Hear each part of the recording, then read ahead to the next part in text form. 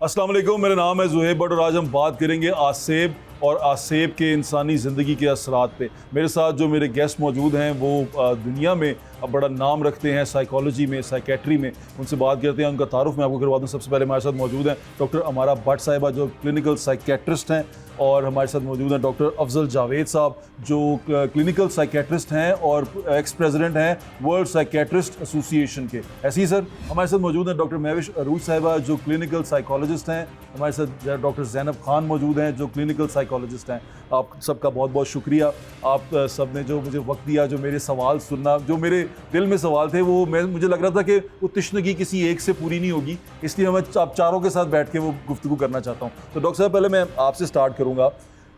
मेरा personal experience है, ये मैं कहानी आपको सुनाता हूँ कि ये हुआ क्या है, ये मैं आज यहाँ आया क्यों। मेरा एक दोस्त है, बहुत मेरा बचपन का दोस्त है, यानी कि मेरा जिगरी दोस्त है, और वो ऐसे ही है कि उसके पास उससे कुछ हो मुझे कुछ हो एक ही चीज़ है। तो उसने मुझे बताया कि वो बड़ा परेशान है, बड़ी तकलीफ़ हुई है, उसको ऐसा लगता है, अभी उसने मुझे जो एक्सपीरियंस बताया कि उसकी जो फैमिली है वो पोजेस्ड हो गई है। उन्होंने किसी मखलूक को नुकसान पहुँचाया है, किसी ऐसी मखलूक को जो नज़र नहीं आती उसको नुकसान पहुँचाया। अब इस मखलूक के बारे में मेरा ईमान ये है कि मैं मुसलमान हूँ और मैं ये यकीन रखता हूँ कि कुरान में भी इनका जिक्र है, तो ये मखलूक होती है और अल्लाह ताला ने बनाई है। सबसे पहले ये बात मैं अश्योर कर दूँ कि मेरा ईमान है इस चीज़ के ऊपर। और उसने बताया कि वो चीज़ें उसकी फैमिली को डिस्टर्ब कर रही हैं, जिससे वो बहुत ज़्यादा डिस्टर्ब हो गया, यानी कि उसका 2-3 हफ्ते से वो बिल्कुल परेशान है और वो उसको समझ नहीं आ रही वो करे क्या। वो कभी किसी आलिम के पास जाता है, कभी किसी के पास जाता है। इस सारे के अंदर जो एक्सपीरियंस करता है वो बिल्कुल मुख्तलिफ है, यानी कि उसको ऐसा लगता है कि जो उसकी वाइफ बोल रही है, जो बात कर रही है, जो उसको लगता है कि वो पोजेस्ड है, वो जो बात कर रही है वो ऐसी बात है जो सिर्फ किसी और के साथ उसने की है, इसको कैसे पता चल गई है। तो ये बहुत सारी चीज़ों से वो डील कर रहा है। अब हमने इस ऐसी सूरत में क्या करना है, फैमिली ने कैसे रहना है, इस पर मैं बात करना चाहता हूँ। डॉक्टर साहब मैं आपसे स्टार्ट करूँगा कि ऐसी ये पोजेशन होता है क्या, क्या इंसान पोजेस हो जाता है किसी ना दिखने वाली मखलूक से? आपका सवाल और एक स्टोरी बड़ी पर्टिनेंट स्टोरी है, और बहुत ऑफन हमारे पास ये प्रॉब्लम्स सुनने में भी आती हैं और एज क्लिनिकल साइकियाट्रिस्ट देखने में भी आती हैं कि जिस चीज़ की आप बात करें, देखें ये चीज़ तो एग्जिस्ट करती है ना हमारे मज़हब में भी, कि पोजेशन हो जाना, साया हो जाना, फिर साये के बाद पूरी फैमिली का बीमार हो जाना। अब इसको दो पैराए में देखना है कि अगर वो साया था तो उसका क्या हल है। उसकी दीन में, हमारे कुरान पाक में चीज़ें बताई गई हैं, क्या अमल करना चाहिए, क्या पढ़ना चाहिए, ये सब चीज़ें मौजूद हैं। अगर ये चीज़ें होती हैं, इनका हल हो जाता है, और अक्सर वो चीज़ें शायद चली भी जाती हैं, लेकिन अपने जाने के बाद जो अपने जाने के इफ़ेक्ट्स हैं वो छोड़ के जाती हैं। ऐसा होता है? जी बिल्कुल। देखिए इसमें वो अलामात आती हैं जो आपके दोस्त बता रहे हैं कि कभी हम पीर के पास जाते हैं और जब हम आते हैं तो गुस्से में है, कंट्रोल ही नहीं, वो कहती हैं मैं जो कर रही हूँ मुझे पता ही नहीं। अब इसके साथ अगर इस चीज़ में ब्रेन के कुछ केमिकल चेंज हुए हैं, तो अगर उसको कोई पर्सनैलिटी डिसऑर्डर जैसे डुअल पर्सनैलिटी डिसऑर्डर या डिसोसिएटिव पर्सनैलिटी डिसऑर्डर या डिसोसिएटिव आइडेंटिटी डिसऑर्डर डेवलप हो गया, यानी कि कुछ फेज़ में वो पेशेंट या वो जो क्लाइंट है वो वही होगा जो वो है, लेकिन कुछ टाइम वो कुछ ऐसे इलामात में आएगा, कुछ ऐसे रवैयों में आएगा जो उसको बाद में याद नहीं होंगे। सो ये देखना कि ये बीमारी बन चुकी है या ये सिर्फ उस साये का असर है, ये चीज़ें इंपॉर्टेंट। वो साया कितनी देर तक रह सकता है? वेरिएबल है, ये तो पेशेंट से पेशेंट, क्लाइंट टू क्लाइंट फ़र्क करता है। ठीक है। अच्छा डॉक्टर साहब, उन्होंने कहा कि उसने अपनी हालत बताई जो उनकी है शरीके हयात मेरे दोस्त की। उसने कहा कि मुझे पता चलता है कि मैं क्या बोल रही हूँ लेकिन मेरा कंट्रोल नहीं रहता। मैं ज़ुबान से जो कह रही हूँ वो मैं नहीं कह रही होती, लेकिन मुझे पता चलता है कि मैं क्या कह रही हूँ, यानी कि कंट्रोल। और मैं बाजू भी नहीं हिला पाती, ये अंदर मेरा कंट्रोल वही कर रहा है जो मेरे अंदर पोजेशन आया हुआ है, जो साया आया हुआ है, मुझे वही कंट्रोल कर रहा है, लेकिन मुझे पता है कि क्या हो रहा है। और उसके जाने के बाद जब वो मुझे कंट्रोल देता है तो मुझे बहुत कमज़ोरी फील होती है और मुझे थकावट महसूस होती है। ये आपने बहुत ही एक ऐसा मौजू छेड़ा है कि जिसके ऊपर जितनी भी बहस की जाए उसके बहुत सारे पहलू निकल आते हैं, इल्मी पहलू, अदबी पहलू, मजहबी पहलू, और सबसे बड़ी बात है कि जो आपके सोशल कल्चर के जो पहलू है वो बहुत ज़्यादा है। आपने शुरू में ही एक बात क्लियर कर दी कि ये हमारे मज़हब में है, हमें इसके ऊपर यकीन है, हम इस पे मानते हैं और इसका जिक्र है।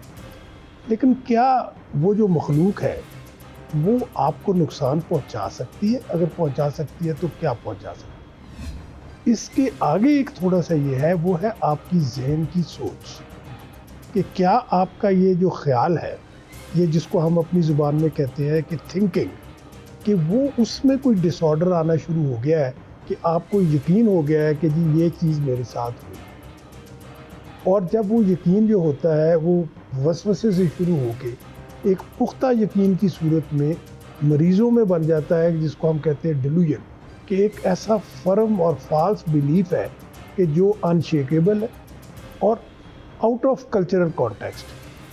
तो एक बात तो ये है, और ये जो आप अलामात बता रहे हैं, ये बहुत ही टिपिकल अलामात है एक जहनी बीमारी की, कि जिसमें वो मरीज़ ये समझता है कि जी मेरे ऊपर किसी ने किया है, या कोई ऐसी सुपर नेचुरल फोर्स है जो मुझे कंट्रोल कर रही है, उसको सब पता है मैं क्या कर रहा हूँ, वो मेरे दिमाग में ये चीज़ें डाल रही है। अच्छा, अब इसके साथ एक और बड़ा इंटरेस्टिंग पहलू है, क्लिनिकल एक्सपर्ट्स यहाँ पे मौजूद हैं। बाज़ औक़ात ये होता है कि इस किस्म का जो आइडिया है या ख़्याल है, वो फैमिली में शेयर होना शुरू होता है। जी। अब वो शेयर कहाँ तक होता है, क्या वो फैमिली सारी की सारी कन्विंस्ड हो जाती है?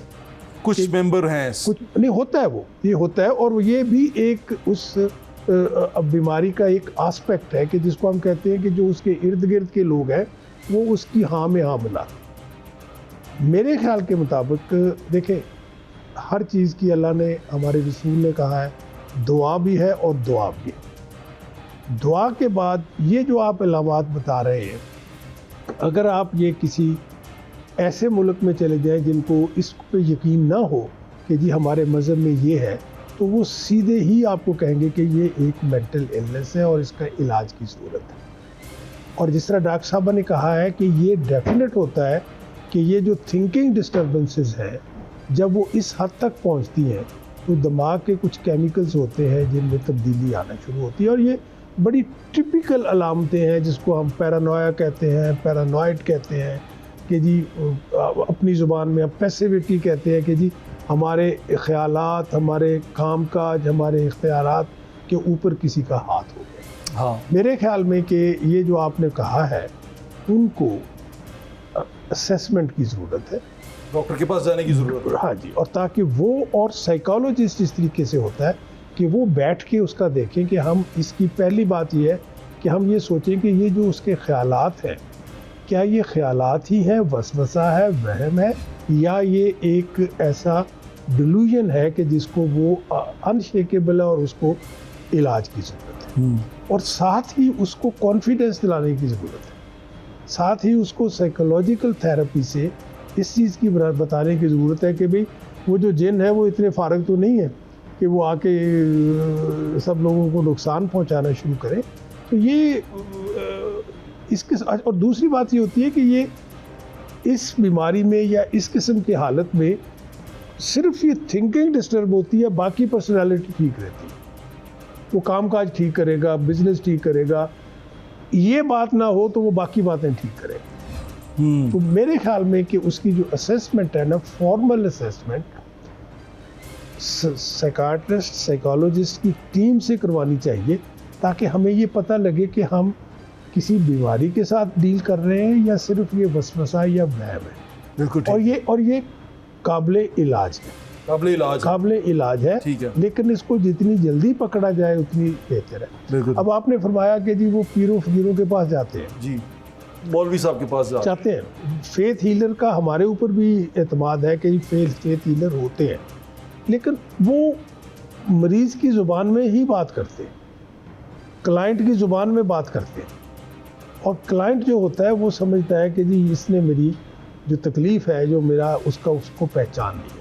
वो सबसे बड़े साइकोथेरापिस्ट होते हैं। फैक्ट है ये कि वो आपके उस लेवल पे आके बात करेंगे कि जिस लेवल के ऊपर आप उस पर यकीन कर लेंगे कि जी इसने, मौलाना साहब ने या इस आलम ने या इस पीर ने मेरी बात पहचान ली। बिल्कुल ठीक है।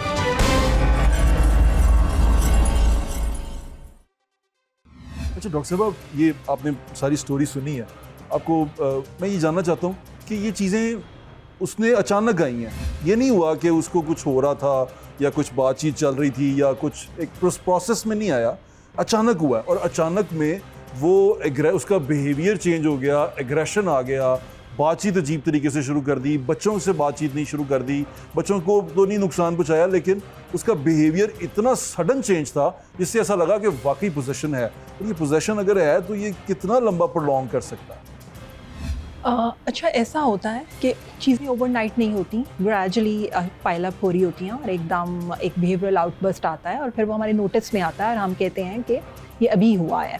और ऐसा होता है क्योंकि हम सब अपनी लाइफ में बहुत बिजी होते हैं, तो जो बहुत माइनर चेंजेस बिहेवियर में आ रहे होते हैं तो समटाइम्स फैमिली उसको नोटिस नहीं कर पाती। लेकिन ये है कि क्लाइंट अपने तौर पे कुछ ना कुछ सफ़र कर रहा होता है इंटरनली साइलेंटली, और फिर एक ही दिन जब एक बिहेवियरल आउटबर्स्ट आता है तो सबके नोटिस में आता है और सब कहते हैं कि अचानक से ऐसा हुआ। अगेन मैं भी वही बात कहूँगी जो डॉक्टर साहब ने कही कि इनको तशख़ीस की बहुत ज़रूरत है, साइकोलॉजिकल असेसमेंट की ज़रूरत है कि असेस किया जाए कि किस तरह से ये चीज़ें पाइल अप हुई, अचानक आईं या पाइल अप होकर आईं। ठीक है। दूसरा एक बहुत पर्टिनेंट एरिया की तरफ डॉक्टर साहब ने पॉइंट आउट किया, वो ये कि जब आप एक दफ़ा ऐसा एक्सपीरियंस कर लेते हैं हकीकतन, या फिर ये एक हाँ, एक स्टोरी बताइए। ये हाँ, तकरीबन ऑलमोस्ट अब आप जब भी चली जाए ना कि बात करें तो हर किसी के साथ कहीं ना कोई एक स्टोरी ऐसी मैं जुड़ी उसी तरफ आ रही हूँ पोजेशन की। हाँ जी, मैं उसी तरफ आ रही हूँ। बाज़ दफ़ा तो ये है कि किसी ने हकीकतन ये चीज़ एक्सपीरियंस की है, और बाज़ दफ़ा ये होता है कि एक्सपीरियंस करने के बाद उसके जो आफ्टर इफेक्ट्स आते हैं उसमें बहुत सारी वेरिएशंस हैं जिनको हम क्लिनिकल डिसऑर्डर्स कहते हैं। उन क्लिनिकल डिसऑर्डर्स में लोग कन्वर्जन डिसऑर्डर भी डेवलप कर लेते हैं, बाइपोलर के कुछ शेड्स भी लोगों में। कन्वर्जन से मुराद? कन्वर्जन में ये है कि you are suffering from a emotional pain, you are suffering from a psychological stressor, but you are converting that psychological stressor into your physical pain. For example नफ्सियाती, उर्दू में समझाएं मेरे सुनने वालों के लिए। नफ्सियाती तौर पे या जज्बाती तौर पे आप किसी उलझन का सामना कर रहे हैं या किसी ज़हनी दबाव का सामना कर रहे हैं, लेकिन आप उसको ओपनली एक्सप्रेस नहीं कर पा रहे या आपको कोई मिल नहीं रहा, तो फिर लोग क्या करते हैं कि उनको अपनी जिस्मानी अलामात में कन्वर्ट कर देते हैं। इंटेंशनली नहीं करते, उनकी कोई इंटेंशन नहीं होती, लेकिन अनकॉन्शियसली उनका वो साइकोलॉजिकल पेन उनकी फिजिकल पेन में कन्वर्ट हो जाता है। फॉर एग्जाम्पल, जैसे एक हाउस वाइफ है और वो ओवरबर्डनड है और शेयरिंग के लिए भी कोई नहीं है, तो ये भी हो सकता है कि वो एक दिन अचानक से कहे कि मुझे पैरालिसिस हो गया, मेरा ये बाजू काम नहीं कर रहा और मैं बहुत सारे काम जो है वो नहीं कर पा रही। तो अगर आप इसका एक नफ्सियाती अंडरलाइंग मैकेनिज्म समझें तो वो यही है कि आप अपनी नफ्सियाती पेन को अपनी फिजिकल अलामात में कन्वर्ट कर रहे हैं। ये एक पहलू है इस बीमारी का। दूसरा पहलू ये है कि अक्सर लोगों में साइकोसिस भी डेवलप हो जाता है, और साइकोसिस एक क्लिनिकल डिसऑर्डर है जिसकी बहुत सारी वेरिएशंस हैं, जिसमें से एक डॉक्टर साहब ने बताया कि पैरानोया भी लोगों को होता है। पैरानोया ये है कि किसी एक फॉल्स बिलीफ है, किसी गलत चीज़ पे आप यकीन कर लेते हैं कि ये बिल्कुल ठीक है और ऐसा हो रहा है, कोई सुपर पावर मुझे कंट्रोल कर रही है, या मैं बताते खुद एक सुपर पावर हूँ, या मैं पोजेस्ड हूँ, कोई बंदा मेरी थॉट्स को कंट्रोल कर रहा है और उसकी वजह से मैं दुनिया को कंट्रोल कर रहा हूँ। तो इस पैरानोया के बहुत सारे कंटेंट और बहुत सारी वेरिएशंस होती हैं। तीसरी ये है कि बाइपोलर के भी कुछ ऐसे शेड्स होते हैं जिसके अंदर इंसान कुछ ऐसे अनयूजुअल एक्सपीरियंसेस करता है जो कि नॉर्मली हम लोगों में नहीं देखते। हम इनको फ़ौरन से जिन्नात के साथ इसलिए मंसूब करते हैं क्योंकि ये हमारे डेली लाइफ के नॉर्मल एक्सपीरियंसेस नहीं हैं, आम लोग नहीं कर रहे होते हैं। ज़्यादातर लोग आपसे बात करेंगे एंजाइटी के बारे में बात कर लेंगे या डिप्रेशन के, तो फेमिलियर चीज़ें हैं, लेकिन कोई आपसे ये बात नहीं करेगा कि मैं एक सुपर पावर हूँ, मैं लोगों को कंट्रोल कर रही हूँ या मेरी थॉट्स को कोई और कंट्रोल कर रहा है। ये कुछ अनयूजुअल डिसऑर्डर्स हैं, लेकिन ये एग्जिस्ट करते हैं, ये हमारे क्लिनिकल डिसऑर्डर्स हैं। तो इसके लिए प्रॉपर तशखीस के लिए, साइकोलॉजिकल असेसमेंट के लिए आपको किसी कंसल्टेंट के पास लेके जाना चाहिए, बजाय ये कि आप उनको एक लंबे अरसे के लिए कंसल्टेंट के पास जाना चाहिए। बिल्कुल जाना चाहिए, ताकि उनकी प्रॉपर टाइमली तशखीस हो सके। अगर कोई क्लिनिकल डिसऑर्डर है तो उसका टाइमली इलाज शुरू हो सके, अदरवाइज सिम्टम्स जो हैं, अलामात जो हैं, वो और ज़्यादा प्रॉब्लमैटिक। अच्छा डॉक्टर साहब, मैंने देखा है कि ऐसे पेशेंट्स के अंदर थोड़ी सी गैर मामूली ताकत भी आ जाती है, जिससे वो कहते हैं कि ये तो उठा ही नहीं सकती, जैसे एक सोफ़ा है, ये तो खातून ये सोफ़ा नहीं उठा सकती, हिला नहीं सकती, लेकिन एकदम से इतनी ताकत का आ जाना कि सोफ़ा एक हाथ से खींच लेना, तो ये तो बिल्कुल जाहिर करता है कि कुछ ऐसा है और उसको हमने डील कैसे करना है। ये पावर कैसे आ जाती है अगर हम कहें कि वो डिसऑर्डर है, वो डिजीज़ है, वो कोई परेशानी है, कोई पोजेस नहीं है, अगर हम ये कहें तो? अभी तक की जो डिस्कशन है उसका अगर हम कंक्लूजन देखें तो सब कंसल्टेंट्स की आपको 4 बातें तो पता चली होंगी कि एक तो ये कोई डिसोसिएटिव डिसऑर्डर यानी कन्वर्जन डिसऑर्डर हो सकता है, ये कोई डिल्यूजन हो सकती है, ये साइकोसिस हो सकती है, ये बाइपोलर हो सकता है। 5th में अगर हम देखें तो हमने ऑर्गेनिसिटी आउट करती हैं। जैसे आपने कहा कि वो तो बिल्कुल ठीक था मेरा दोस्त और फिर अचानक से बीमार हुआ और दोस्त की वाइफ। अच्छा देखिए, उसमें सर ने आपको बताया कि उसकी वाइफ बीमार हुई और फिर आहिस्ता आहिस्ता पूरी फैमिली डिस्टर्ब होना शुरू हो गई। अब हमने ये देखना है कि उस खातून का रोल क्या था उस घर में, उसके ऊपर प्रेशर कितना था, उसके इस डिज़ीज़ में जाने के बाद कितने लोगों का वर्कलोड या आसानी हुई या कम हुआ या ज़्यादा हुआ। अब आप जो बात करते हैं कि वो कुछ देर में तो कहती है कि मुझे पता है जो मैं कर रही हूँ लेकिन मेरे कंट्रोल में नहीं है, इसका मतलब ये है कि वो अपनी इंटरनल पेन को एक्सप्लेन नहीं कर पाती और फिर उसका कंट्रोल अपनी पेन पे नहीं रहता और वो फिज़िकल सिम्टम्स में आता है, जैसे पावर। अगर आप अपनी बॉडी की पूरी एनर्जी एक काम करने में डिसाइड कर लें कि मैंने करना है तो आप वो कर लेते हैं। उसके लिए मेल फीमेल वीक अनवीक की बात नहीं होती। सो ये टारगेट ओरिएंटेड एनर्जी है, फ्यू सेकंड्स के लिए आई और चली गई। लेकिन इसको ऑर्गेनिसिटी में भी हम रूल आउट करेंगे, कहीं कोई और ब्रेन की इलनेस तो नहीं, कोई ट्यूमर, कोई एपिलेप्सी, कोई एन्यूरिज्म, लेकिन ये चीज़ें ऑब्वियसली वर्कअप से पता चलती हैं। बट इसके साथ जो एक चीज़ होती है फैमिली शेयरिंग हो जाना, यानी इलनेस के सिम्टम्स बाज़ दफ़ा इतने ज़्यादा और इतने कॉमन हो जाते हैं कि उस फैमिली में जितने वीक पर्सनैलिटी के लोग होते हैं वो उन सिम्टम्स को सीखना शुरू कर देते हैं। हमारे पास अक्सर जो लोग इस अलामात के साथ आते हैं ऑब्वियसली फेथ हीलर्स के साथ होके आते हैं, जैसे कि ज़ैनब ने आपको बताया, वो आलिम से भी मिल के आते हैं और बाज़ दफ़ा हालात थोड़े से बेहतर हैं, आलिम खुद हमारे पास भेज देते हैं कि हमने जो करना था कर लिया, अब आप साइकियाट्रिस्ट को दिखाएं। उसमें अक्सर जो इलामात आती हैं वो दौरे की कैफियत आ जाना, इतना शदीद दौरा कि मरीज़ कंट्रोल ही नहीं होता, बल्कि वीडियोस दिखाते हैं कि मरीज़ अपनी चारपाई या बेड से ऊपर की तरफ जाता है और नीचे गिरता है। हाँ। अब ये इतना सीवियर दौरा है कि ऑब्वियसली जो उसके करीब के लोग हैं वो तो बहुत परेशान होंगे। अब जब हम एज अ साइकियाट्रिस्ट ऐसे पेशेंट को देखते हैं और उन्हें हमारे सामने भी अगर ये फिट पड़े तो हमारा उसको तरीक़ाकार देखने का, मैनेज करने का बिल्कुल डिफरेंट है। हम उस वक्त फ़ौरन फैमिली अलग कर देते हैं और अकेले पेशेंट के साथ स्टे करते हैं। अगर फ़ीमेल है तो ऑब्वियसली फ़ीमेल अटेंडेंट, अगर मेल है और हम फीमेल हैं तो फिर हम मेल अटेंडेंट साथ रखेंगे। ऑब्वियसली हमने पेशेंट की एथिक्स, प्राइवेसी को देखना होता है। लेकिन द थिंग इज़ कि इसको प्रोलॉन्ग ना करें, क्योंकि जितनी किसी इंसान की पर्सनैलिटी कमज़ोर होती जाएगी उसके अंदर डिफरेंट बीमारियों की इलामात बढ़ती जाएगी और जितना ड्यूरेशन इस इलनेस का ज़्यादा होगा उतना फिर इलाज का ड्यूरेशन भी ज़्यादा होगा। डॉक्टर साहब, अभी यहाँ दुनिया में हमारी एक फॉर्मर MP हैं, सादिया सुहेल राना उनका नाम, वो मैं उनके साथ एक पॉडकास्ट कर रहा था, मैं उनसे पूछ रहा था, उसकी मैं झलकियाँ भी आपको दिखा दूँगा। वो कहती हैं कि उनको नज़र भी आते हैं डिफरेंट शेप्स में, डिफरेंट शक्लों में ये होते हैं और ये आते हैं और ये दूसरों पे अटैक भी करते हैं और इस तरह भी होता है। लेकिन अभी तक आप सबकी बातें चारों की सुन के मुझे ऐसा लगता है कि पोजेशन नाम की चीज़ आपको लगता है कि नहीं होती, क्या ऐसा है? देखिए जी, आपने शुरू में बात कही थी कि कुछ चीज़ें ऐसी हैं जिनको हम मजहबी तौर पे मानते हैं, उसको मखलूक के तौर पे मानते हैं। आपको शायद याद हो, मैंने यही कहा था कि क्या वो इतने ही फारग है कि वो इंसानों के ऊपर हमला करके उनसे ये काम कराए। आप अशरफुल मखलूक़ात अल्लाह ताला ने किसी वजह के बगैर तो नहीं कहा।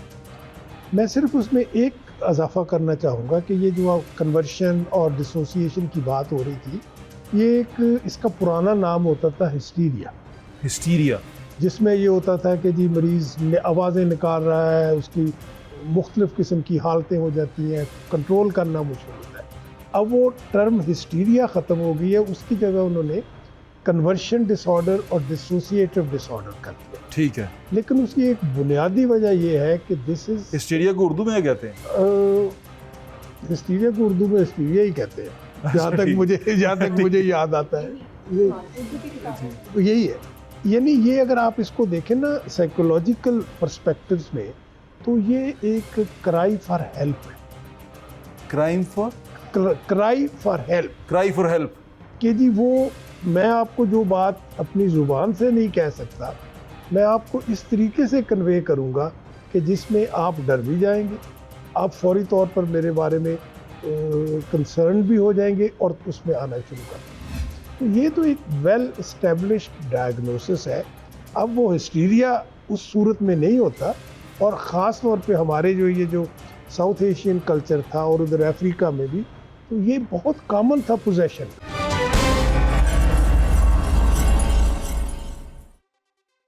डॉक्टर साहब, ये फियर ऑफ अननोन, ये बड़ा अजीबोगरीब है, इससे हम कैसे निपट सकते हैं? फियर ऑफ अननोन, और वो मुझे पता भी है कि नुकसान पहुंचा देगा और बहुत शदीद। अच्छा पता है क्या, इसमें भी कुछ टाइप ये चीज़ एंजाइटी की तरफ आपको लेके चली जाती है। एक होती है पॉजिटिव एंजाइटी, एक होती है negative anxiety. Fear of unknown, like अगर आपने अगर किसी से मिलना है तब तक आपके जहन में खौफ है, क्या करूँगा, क्या बात करूँगा, क्या बातचीत होगी, मुझे कुछ कह ना दे, ये पॉजिटिव एंजाइटी है। फिर आपके बिलीव्स बन जाते हैं बहुत स्ट्रॉन्ग, बहुत आप जो चीज़ सोचते हो फिर वो आपको नज़र आना स्टार्ट हो जाती है। एक बैक साइड आपका इतना स्ट्रॉन्ग बिलीव हो गया ना कि हमने अल्लाह को देखा तो नहीं है पर हम अल्लाह से मांगते हैं और हमें मिलता भी है। ऐसे बहुत सारे और मज़ाहिब हैं, बहुत सारी और डिफरेंट चीज़ों पे यकीन रखते हैं, तो उनका बिलीव इतना स्ट्रॉन्ग हो जाता है कि उन्हें लगता है एग्जैक्टली उन्हें लगता है कि वो चीज़ फिर हमें दे रही है। हेलुसिनेशन और डिल्यूजन तो फिर बिल्कुल एक नॉन और डिफरेंट एक चीज़ और प्रोसीजर की तरफ चीज़ें लैंड करती हैं। अगर हम अभी चूँकि बातों पे आ रहे हैं तो थोड़ा सा अगर इसे ट्रीटमेंट की तरफ भी चले जाएँ कि कुछ लोग अगर बहुत ज़्यादा इस चीज़ से सफ़र करें, फैमिली बहुत सफ़र करती है, एक बच्चा है या एक कोई खातून है वो बार बार अपने सिम्टम, सोमैटिक सिम्टम बहुत ज़्यादा शो कर रही है और हम उसे डॉक्टर के पास भी लेके जाते हैं, वो कहते हैं कि नहीं ये चीज़ें एग्जिस्ट तो नहीं कर रही, ये सिर्फ इनका वहम है, ख्याल है। फिर इसमें हम एक्सटेंशन की तरफ आते हैं कि जो है फैमिली उसे कहते हैं कि थोड़ा सा सिम्टम्स को इग्नोर करना शुरू करें।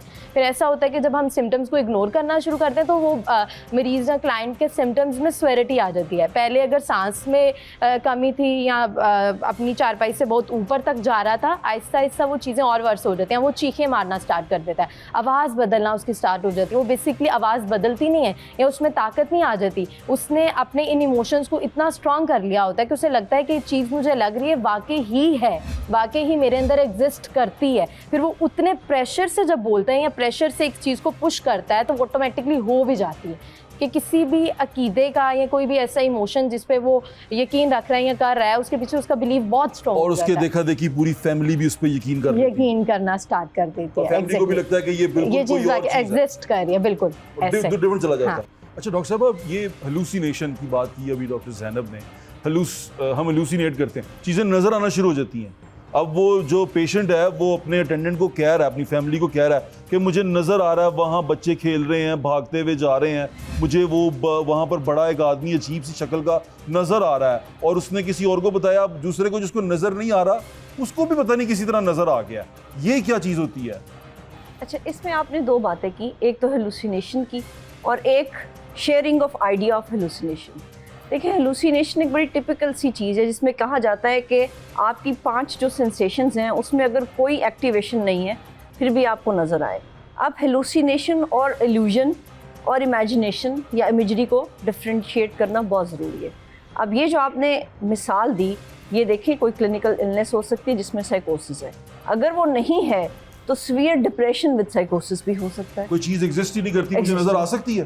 देखिए, अगर तो ये इलनेस है, साइकोसिस है, तो उस पेशेंट को नज़र आ रही है, उसके लिए हकीकत है। हाँ, अगर कोई दूसरा आ रही है, अगर उसको आ रही है और अगर इलनेस है, लेकिन इलनेस में मैं कह रहा हूँ किसी को क्या ऐसे होता है कि इलनेस में चीज़ नज़र आए? देखिए, हमारे ब्रेन में डोपामीन है जो 5 सेंसेस कंट्रोल करता है। अगर उस डोपामीन ने आपकी सुनने की हिस्स को एक्टिवेट कर दिया, मूवमेंट आ गई, बाहर कुछ नहीं है लेकिन ब्रेन में तो वेव प्रोड्यूस हुई, पेशेंट को तो आवाज़ आएगी, उसके लिए तो फैक्ट है। ऐसे पेशेंट्स को अगर ये इलनेस है, ज़रा समझाएं मुझे ये वाली बात को कि ये देखिए, आप देखते हैं सामने लाइट है, मुझे नज़र आ रहा है, लेकिन अगर मेरा ब्रेन का देखने का सिस्टम खुद से एक्टिवेट हुआ और वो ऑटोमेटिक एक्टिवेट हुआ तो मुझे तो नज़र आ रहा है, बाहर लाइट नहीं है, मेरे लिए वो फैक्ट है, यानी मरीज़ के लिए वो हकीकत है, उसके लिए झूठ नहीं है। लेकिन मैं बात कर रही हूँ अगर ये बीमारी है, बाज़ दफ़ा आपने ये दूसरा ये कहा कि दूसरे को भी नज़र आ गई, वो है शेयरिंग बिलीव। अब हो सकता है कि उस मरीज़ की साइकोसिस नहीं थी, फैमिली में कॉन्टिन्यूस स्ट्रेस चल रहा है, उस बच्चे को अगर किसी ने हरास किया हुआ है और वो उस बंदे की ये कदोकामत थी, फिर उसको किसी दूसरे बच्चे को भी किया, तो वो बता नहीं सक रहे, तो अपना आइडिया शेयर करें। एक तो ये पैरामीटर है। दूसरा इसका पैरामीटर इसकी बीमारी है, हेलुसिनेशन, डिफरेंट साइकोसिस हैं। पुराने ज़माने में स्किज़ोफ्रेनिया को एक नाम दिया जाता था, मालिया खौलिया, लेकिन ये ऐसी बीमारी नहीं है जिसका इलाज ना हो, लेकिन ये एग्जिस्ट करती है। अगर हम अपने मालिया खौलिया उर्दू में कहते हैं, उर्दू में कहते थे पहले, अभी भी यही कहते होंगे, लेकिन इसका नाम स्किज़ोफ्रेनिया है। बट स्टिल देखें, ये एक डिसऑर्डर है, इसकी ट्रीटमेंट है। रिसर्च कहती है कि जितनी जल्दी ये डायग्नोज हो, जितनी जल्दी इसकी ट्रीटमेंट हो, उतना प्रोग्नोसिस यानी मरीज़ का ठीक होना चांसेस ज़्यादा होते हैं। हेलुसिनेशन अगर प्योर इलनेस हेलुसिनेशन। डॉक्टर साहब, अब इसमें एक और वाकया, एक मेरा दोस्त है, वो कहता है कि मेरे घर में साया है और उसने किसी बंदे को पूछा कि मेरे घर में साया है। उसने कहा हाँ तेरे घर में साया है, तेरी फ़लाँ जगह के ऊपर एक कोई मखलूक रहती है, जिन रहता है, वो तेरे घर में फिरता भी है और वो कहता है कि तेरे बच्चे ऊपर सो रहे हैं, ये सो रहे हैं। फिर वो जिन की एक शक्ल भी बताता है कि उसके इस तरह करके बाल हैं, इस तरह की शक्ल है। और वो बंदा घर आके अपनी बेगम को जब बताता है, बेगम कहती है हाँ मैंने ऐसा ही देखा है बैठा हुआ। और वो कहता है कि मैंने किसी को भागते हुए ऊपर चढ़ते हुए सुना है, मैं गया हूँ तो पीछे कोई नहीं था, कहीं पे कुछ नहीं था। अब ये सारे वाक़यात एक फैमिली के साथ हुए हैं और वो अपने भाई से जब शेयर करता है, वो कहता है हाँ ऐसा हुआ था, कोई भागता हुआ ऊपर गया था, मैंने भी सुना था। ये क्या सिचुएशन है डॉक्टर साहब, आप प्लीज़ बताइएगा। हमारा जो माइंड है ना, जो दिमाग है ना, ये हम इसको कह सकते हैं कि हाईली सजेस्टेबल सजेस्टिव कि जी आप को बात करें इसमें कॉन्फिडेंस से और वसूख से करें कि दूसरा उसको झुठला नहीं सकता। हाँ वो उस पर यकीन कर जाएगा हाँ। और फिर एक से दूसरा उसके ऊपर यकीन करेगा। फिर अगर कोई फैमिली का बड़ा बंदा कह दे तो फिर तो यकीन पक्का हो गया। और फिर अगर आप पीर के पास चले गए हैं, किसी फकीर पहुंचे हुए फकीर के पास पहुंच गए, उसने ये कहा, उसने कहा जी ये देख, क्योंकि हम जो भी हमारी गलत सोच होती है या कोई गलत हरकत होती है, इंटेंशनली या अनइंटेंशनली, हम उसका एक्सक्यूज़ ढूंढते हैं कि ये मेरी गलती नहीं है, ये किसी और की गलती, तो हम उसको उसके ऊपर डालते हैं। तो ये जो चीज़ें दिखनी है, मतलब नज़र आना, तो ये इसकी बहुत सारी वजूहात हो सकता है उसका बिलीफ सिस्टम ही इतना कमज़ोर हो कि वो हाईली सजेस्टेबल हो, जो भी उसको जो भी कहेगा उसके ऊपर आए, वो मान लेगा। अब एक जिस तरह डॉक्टर साहब ने एक टर्म इस्तेमाल की थी हेलुसिनेशन के साथ, इल्यूजन। आप रात को जा रहे हैं, दरख्त की जो टहनी है वो गिर रही है, आपको लगेगा सांप है। हाँ। शराब जो हम उर्दू में अक्सर इस्तेमाल करते हैं कि कुछ नहीं है, लगता है कि पानी है। मैंने इस चक्कर में सांप पकड़ लिया था एक दफा, मुझे लगा था टहनी है। हाँ, मैंने उठाया तो वो सांप था। वो ओरिजिनल सांप हो गया ना। ऐसे हुआ। तो कहने का मकसद ये है कि ये जो हमारा दिमाग है ना, वो बाज़ का इस तरीके से इंटरप्रेट करता है कि जो हमें उसमें से बेसुकूनी भी हो जाती है, एंग्जाइटी भी हो जाती है। तो अच्छा, फिर ये सबसे बड़ी बात ये है कि जिसको हम अक्सर भूल जाते हैं कि इसकी कोई ऐसी ऑर्गेनिक वजह भी हो सकती है, कोई दिमाग में कोई ऐसी वजह तो नहीं है जिसको हम इग्नोर कर रहे हैं और वो सिर्फ एक दिमाग के ऐसे हिस्से को इफेक्ट कर रही है, जहाँ पे सोच है, जहाँ पे देखने की कुव्वत है, यहाँ पे बोलने की कुव्वत है। तो ये चीज़ें, इनको अगर हम साइंटिफिक बुनियाद पे ले तो इसकी तहकीक की ज़रूरत होती है। बिल्कुल ठीक है।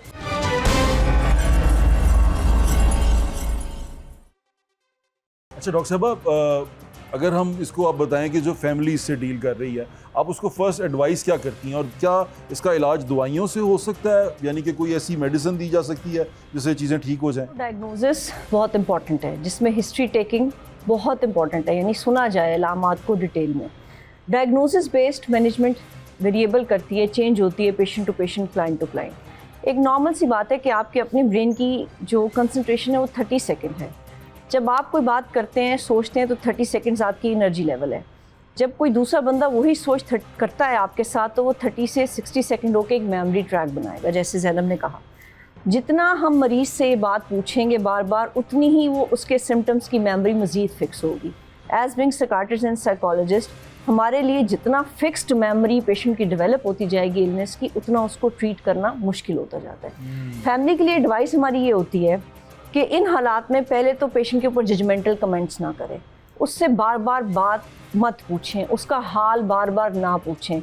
इर्द गिर्द के लोगों से उसके आके जो जैसे हमारे यहाँ एक सोशल है कि हाँ पूरा मोहल्ला पूछने आ गया कि ये हो गया थे, की हो गया, वो सब बंद करें, यानी ये ट्रिगर्स बंद करें।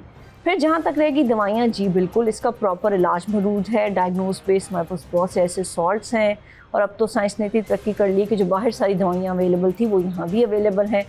दवाई की मरीज़ को ज़रूरत होती है डायग्नोसिस बेस्ड, कुछ को 3 to 6 मंथ्स, कुछ को 9 मंथ्स, कुछ का डायग्नोसिस अगर फ़र्क है तो किसी को दवाई एक आध सारी उम्र भी खानी पड़ सकती है, जैसे ब्लड प्रेशर की बीमारी है। इसमें अब सिर्फ ये नहीं कि सिर्फ ख़वातीन हैं, अगर हम अपने पेशेंट्स को देखें, हम टर्शरी केयर में, I am working in a government hospital as a professor and also practising privately in both setups. अब हमारे पास मेल्स भी आते हैं विद कंप्लेंट्स, पट्ठों में दर्द है, मैदे के डॉक्टर को दिखाया, मैदे की इतनी दवाइयाँ खा ली, मैदा ही ठीक नहीं हो रहा। एंड फाइनली गैस्ट्रोएंटरोलॉजिस्ट हमारे पास पेशेंट भेज देते हैं कि डॉक्टर साहब अब आप देखें। Then we need to work कि क्या प्रॉब्लम है, कैसे लेके चलना है। और एट टाइम्स पेशेंट सिर्फ एक टैबलेट से ठीक हो जाता है, जो कि शायद कुछ अर्से बाद हम बंद भी कर देते हैं। So this is my. बिल्कुल ठीक है डॉक्टर साहब, केमिकल इम्बैलेंस, और ये मुझे लगता है कि बहुत सारी वजह केमिकल इम्बैलेंस की वजह से होती हैं जो हमारे दिमाग में होते हैं। क्या हमारे दिमाग के जो केमिकल्स हैं उनको बैलेंस करने के लिए दवाइयाँ मौजूद हैं और उसका इलाज हो सकता है? जहाँ तक ये जहनी या नफ्सियाती बीमारियों के इलाज का ताल्लुक है, पिछली 1 या 2 सेंचुरीज़ में इसमें बहुत ज़्यादा तरक्की हुई। पहले हमें बिल्कुल नहीं पता था कि ये प्रॉब्लम जो हो रही है इनकी वजह क्या है। अब हमारे पास ऐसे टेस्ट भी आ गए हैं, हमारे पास ऐसी साइंटिफिक एविडेंस भी आ गई है कि जिसमें हम कह सकते हैं कि ये जो सोच की प्रॉब्लम है वो इस केमिकल की वजह से होती है, जो मूड की ख़राबी है वो इस केमिकल की वजह से होती है, जो एंग्जाइटी है, जो डर है, जो खौफ है, वो इस केमिकल की वजह से होता है। अब हमें इतनी वो एडवांस उसमें हो गई है, तो बात वही आ जाती है कि सबसे पहले तशख़ीस की ज़रूरत। दवाई के बारे में मेरा एक बड़ा ही पुख्ता यकीन है कि हम दवाई उस वक्त दें जब दवाई की ज़रूरत है। हमारे यहाँ हर कोई डॉक्टर है, वो कहेगा जी अच्छा ये बीमारी है, ये गोली खा लो ठीक हो जाओगे, मुझे भी यही थी। तो ये इससे नुकसान ये होता है कि जो इनअप्रोप्रिएट दवाई दी जाती है उसे इलाज तो होता नहीं है, तो मरीज़ का दवाई के ऊपर जो एतमाद है वो ख़त्म हो जाता है।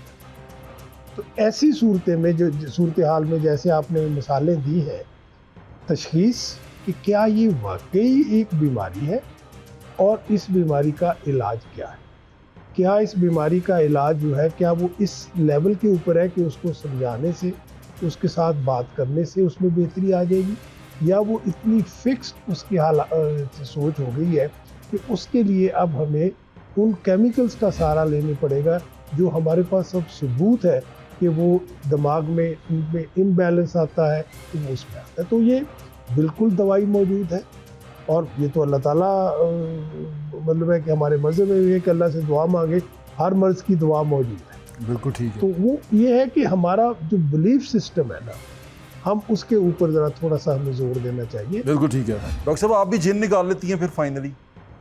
जिन तो नहीं, लेकिन हम बीमारियां निकाल लेते हैं और उनको ख़त्म करने का हल निकाल लेते हैं।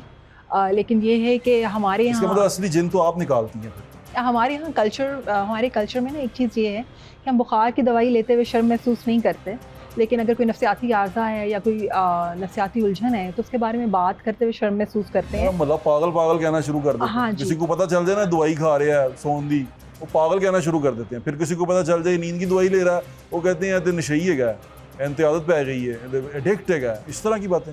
मैं तो चूँकि एक क्लिनिशियन क्लिनिकल साइकोलॉजिस्ट हूँ, दवाई तो देती नहीं हूँ, तो हम तो दवाई का एडिक्ट करते भी नहीं हैं। हम ऐसा लाइफस्टाइल मैनेजमेंट पे बात करते हैं या कुछ ऐसे तरीके या कुछ ऐसी लाइफ स्किल्स सिखा देते हैं अपने क्लाइंट को जिससे कि वो उस चीज़ से कोप कर सके।